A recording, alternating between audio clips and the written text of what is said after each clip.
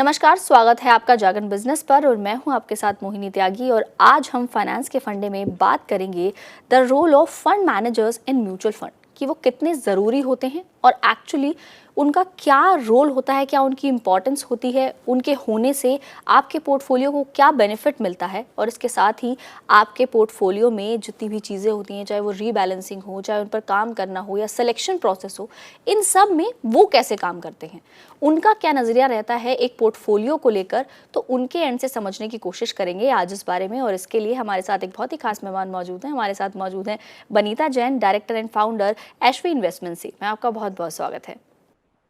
Thank you ji ma'am, सबसे पहले तो मैं रोल की ही बात करूंगी कि फंड मैनेजर का रोल बहुत क्रूशियल माना जाता है जब म्यूचुअल फंड्स की बात होती है। और बात हर कोई करता है इसके बारे में, लेकिन ये रोल एक्चुअल में है क्या, मैं ये जानना चाहती हूँ। फंड मैनेजर का मेन रोल होता है इन्वेस्टर के पैसे को कैसे मैनेज करना, पैसे इफेक्टिवली मैनेज करना और उस पे एक अच्छा रिटर्न जनरेट करना, रिस्क एडजस्टेड रिटर्न जनरेट करना। रिस्क एडजस्ट हम्म। से मेरा मतलब है कि कितना कम रिस्क कितना ज़्यादा रिटर्न जनरेट कर सकते हैं। इसके लिए कुछ पैरामीटर्स हैं, जैसे बीटा है, साप रेशियो है, स्टैंडर्ड डेविएशन है, सम और, जिससे हम उसमें फंड मैनेजर को ट्रैक कर सकते हैं। तो मैम जैसे कि कम से कम रिस्क में, आपने कहा कि कम से कम रिस्क में अच्छा रिटर्न कैसे जनरेट किए जाएं, ये एक फंड मैनेजर काम करता है और यही उसका एक्चुअल रोल होता है। तो ऐसे में जो भी उसकी परफॉर्मेंस होती है, उसकी परफॉर्मेंस का जो इम्पैक्ट है वो इन्वेस्टमेंट रिटर्न पर ऑब्वियसली पड़ता होगा। तो ऐसे में वो कैसे सेलेक्ट करता है कि उसको रिस्क कैसे मैनेज करना है, क्या इसकी कोई स्ट्रैटेजीज होती हैं अलग अलग? इन्वेस्टर के पैसे पे फंड मैनेजर का परफॉर्मेंस का तो डायरेक्ट इम्पैक्ट पड़ता है। उसकी स्किल, उसका एक्सपीरियंस इफेक्टिवली मैनेज करता है इन्वेस्टर के पैसे पे। और उसका अगर उसने अच्छी स्किल और एक्सपीरियंस को यूज करते हुए गुड रिटर्न निकाला है फंड्स में, तो वो फंड्स अच्छा इफेक्टिव मैनेज करेगा। और अगर उस पे कहीं पे भी फंड मैनेजर का डिसीजन गलत हो गया, मार्केट ट्रेंड्स को गलत समझ लिया, तो फिर नेगेटिव हम्म। इम्पैक्ट्स भी जनरेट हो सकते हैं।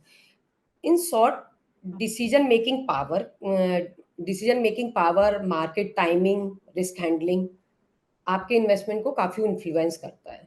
और मैम ये कैसे डिसाइड करते हैं फंड मैनेजर्स की इस जैसे इस पैसे को निवेश, जो भी निवेशक आपको पोर्टफोलियो सौंपता है, उनके पैसे को किस एसेट में इन्वेस्ट करना है, ये आइडेंटिफाई कैसे किया जाता है? क्या कोई प्रोसेस के थ्रू किया जाता है? कोई भी फंड होता है, तो जिस समय पे फंड आता है उस समय से रेगुलेटरी के अकॉर्डिंग तो कैटेगरी वाइज होता है। जैसे हाइब्रिड फंड्स हैं, लार्ज एंड मिड कैप्स हैं या ब्लू चिप्स हैं, तो उसके अकॉर्डिंग फंड मैनेजर डिसीजन लेता है कि अगर लार्ज एंड मिड कैप है तो लार्ज एंड मिड कैप के ही स्टॉक्स उसमें। अब उसमें फंड मैनेजर अपनी अपनी स्किल और एक्सपीरियंस लगाता है कि लार्ज कैप में कौन से स्टॉक्स उसको परचेज करने हैं।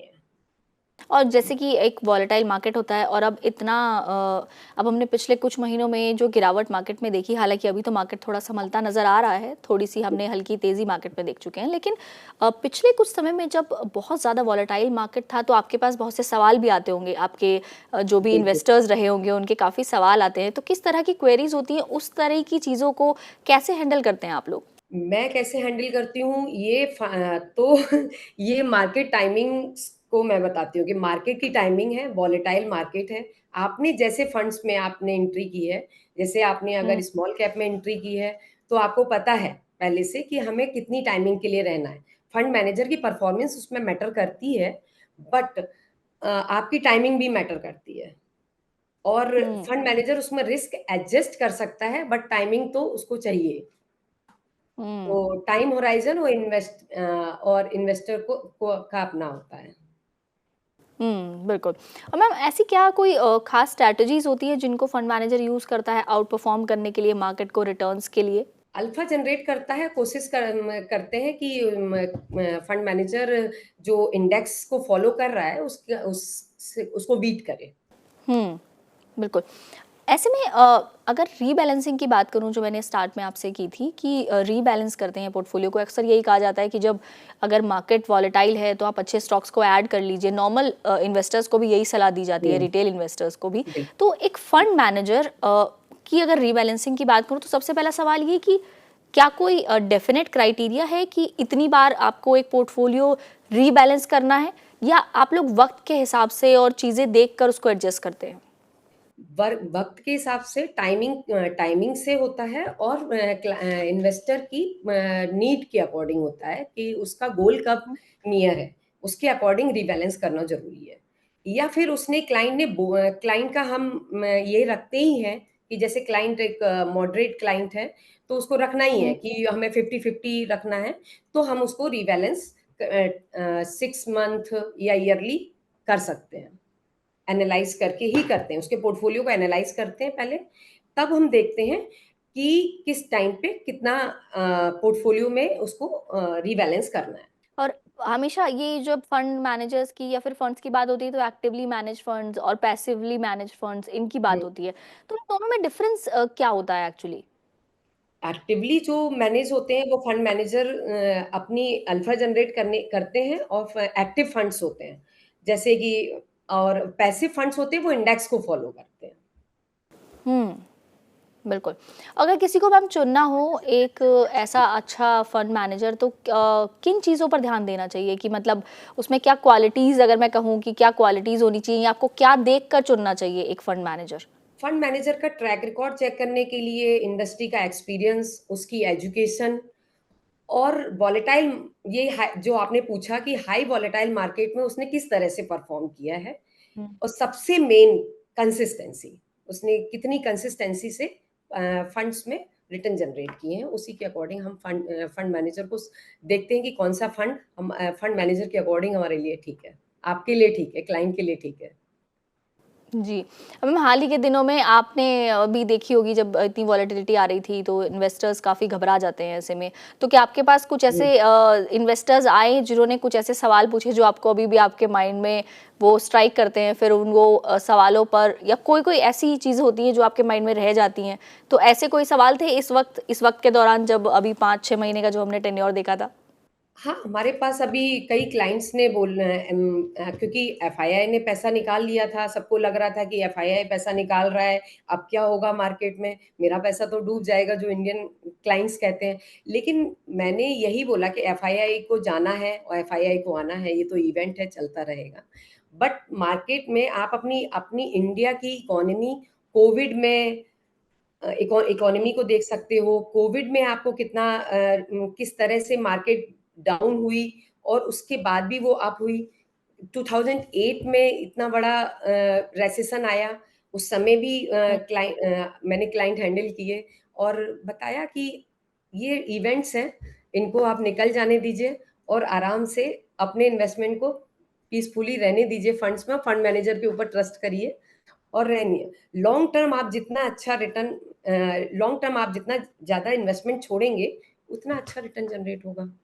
बिल्कुल। लेकिन और हुआ आजकल है पास्ट आपने में, वही मैं बता देती हूँ, मेरे पास तो एग्जिस्टिंग, क्योंकि मुझे 25 साल हो जी। गए हैं, तो मैं अपना पुराने क्लाइंट्स का इन्वेस्टमेंट भी बताती हूँ कि देखिए मेरे कुछ क्लाइंट्स हैं, जिन्होंने इतना अच्छा रिटर्न जनरेट किया है। उन्होंने सारा 2008 भी देखा, 2020 भी देखा, और अभी भी देखा 6 मंथ। लेकिन वो हुँ, हुँ। पैसा तो बन रहा है। इंडियन इकोनॉमी पे ट्रस्ट करना चाहिए, और हाँ, म्यूचुअल फंड बिल्कुल में फंड मैनेजर के ऊपर भी ट्रस्ट करना चाहिए। बिल्कुल, लेकिन डोमेस्टिक स्टोरी तो इंडिया की इंटैक्ट ही है। ये तो बात बिल्कुल ठीक है। और ऐसे में लोग, हालाँकि लोगों का घबराना भी लाज़मी है क्योंकि ज़्यादातर लोग ऐसे होते हैं जिन्होंने पीक पॉइंट पे जॉइन किया होता है मार्केट, तो उनके लिए घबराना ज़्यादा हाँ, वाजिब हो जाता है। तो तब हाँ। थोड़ा ट्रस्ट डगमगा जाता है उनका। पीक पॉइंट पे ये हाँ, तो उस क्लाइंट को थोड़ी प्रॉब्लम्स होती हैं, लेकिन वो हैंडलिंग करनी पड़ती है, उसे हैंडल करते हैं प्रॉपर, कि अभी आपने टाइम दिया ही नहीं है मार्केट को। अभी आपने हुँ, इस इंडस्ट्री को टाइम नहीं दिया है। अगर आप इंडस्ट्री को जिसने टाइम दिया है, उसका एग्जाम्पल हम देते हैं उनको, कि आप कैसे रुक सकते हैं। अपनी जैसे एसआईपी अगर किसी की चल रही, मेरे पास तो एसआईपी के भी कुछ क्लाइंट्स ने पूछा, क्योंकि न्यूज़ में बहुत सुन रहे थे कि एसआईपी बहुत बंद हो रही है, बहुत एसआईपी बंद हो रही है इंडस्ट्री में। तो मेरे पास क्लाइंट्स के फ़ोन आए, क्या करना चाहिए इस समय, एसआईपी बंद करने चाहिए? मैंने कहा इस समय एसआईपी बंद करने चाहिए, एसआईपी में है आपको एवरेजिंग हो रही है। कि एवरेजिंग का बिल्कुल। मतलब मैंने उनको बताया कि एवरेजिंग क्या होती है। बिल्कुल, ये जैसे सवाल तो बिल्कुल जैसे रहता है लोगों का। जब मार्केट डाउन होती है तो लोगों को लगता है कि एसआईपी सबसे पहले स्टॉप कर दी जाए, जबकि ये बिल्कुल गलत तरीका है, जैसा कि आप भी कह रहे हैं हाँ, कि बिल्कुल ये गलत बिल्कुल गलत तरीका है। तरीका है, क्योंकि उस वक्त आपके पास ज़्यादा यूनिट्स एक्यूमुलेट होती हैं, तो ऑब्वियसली ज़्यादा आपके लिए यूनिट्स अच्छा है। मैं कहती हूँ, मैं उस समय भी, उस समय आपके लिए मार्केट बहुत अच्छी है कि हाँ। आप यूनिट ज़्यादा परचेज़ कर रहे हैं। मैं उसको उस बिल्कुल। समय कुछ और चीज़ों से, जैसे कि गोल्ड से लोगों को बहुत अच्छा लगता है कि अगर गोल्ड हुँ, आप जब डाउन होता है तब आप क्या सोचते हो कि मैं अभी गोल्ड खरीद के कुछ रख लेते हैं। तो इसी हुँ, तरह से इसमें यूनिट आप खरीद के रख लो, तो वो भी उनके लिए अच्छा है। वेटेड बिल्कुल है। एवरेज। हुँ, हुँ। बिल्कुल। और मैम जैसे कि हम अभी बात कर रहे थे कि टाइम होराइज़न बहुत इम्पोर्टेंट है कि आप जितना लंबा टाइम होराइज़न रखेंगे उतनी ज़्यादा आप रिटर्न जनरेट कर पाएँगे। ये बात तो सच है, लेकिन आजकल लोगों के पास पेशेंस की कमी हो गई है। तो ऐसे में लोगों का जो हुँ। लॉन्ग टर्म है वो भी सिर्फ़ 1 साल हो गया है। तो एक आइडियल इन्वेस्टर के लिए आप क्या सजेस्ट करेंगे कि एक लॉन्ग टर्म होराइज़न कितना होना चाहिए? कम से कम मैं तो 10 इयर्स बोल के जाती हूँ, अगर आपको इक्विटी में जाना है। इक्विटी में हुँ, प्रॉपर इक्विटी फंड्स में जाना है। हाँ, ऐसा है कि जैसे किसी को 5 ईयर तक रहना है तो लार्ज कैप में एक बार रह सकते हो। लेकिन अगर लार्ज एंड हुँ। मिड और स्मॉल में जाना है, तो आपको मिनिमम 10 इयर्स के, और रिटर्न आपके 10 इयर्स में ही जनरेट होते हैं अच्छे। मैं आप बिल्कुल हाँ, सही कह रहे हैं, क्योंकि पता है मैंने भी ये इतने दिनों से जब हम भी इन्वेस्टर्स के क्वेश्चन, सब जब मार्केट डाउन थी तो हमारे पास बहुत सारे सवाल आते थे जिसमें हुँ। लोगों की पेशेंस, अब लोग लॉन्ग टर्म इन्वेस्टर बन गए हैं क्योंकि अब मार्केट गिरी हुई है लेकिन हाँ, यही। जब मार्केट तेज थी बताती तब हूँ कि लोगों को शॉर्ट टर्म एक्चुअली इन्वेस्टमेंट उनको करनी थी। कंपाउंडिंग का मतलब समझ आना चाहिए। कंपाउंडिंग में अगर उनके पास फ़ॉर्मूला है, तो टी की ही वैल्यू होती है। बिल्कुल, ये तो है। अब लोगों को शायद ये जल्द समझ आ रहा है, क्योंकि अब मार्केट में जो करेक्शन हुई है उसे एक हेल्दी करेक्शन बिल्कुल कहा जाएगा।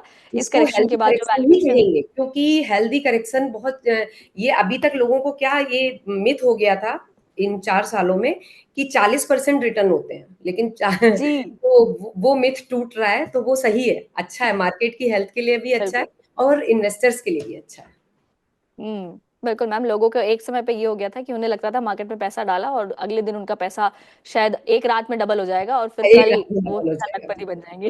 हाँ, बिल्कुल मैम, बहुत अच्छा डिस्कशन रहा आपके साथ, तो आपका बहुत बहुत शुक्रिया हमारे साथ जुड़ने के लिए आज और अपने इनसाइट्स हमारे साथ शेयर करने के लिए। Thank you.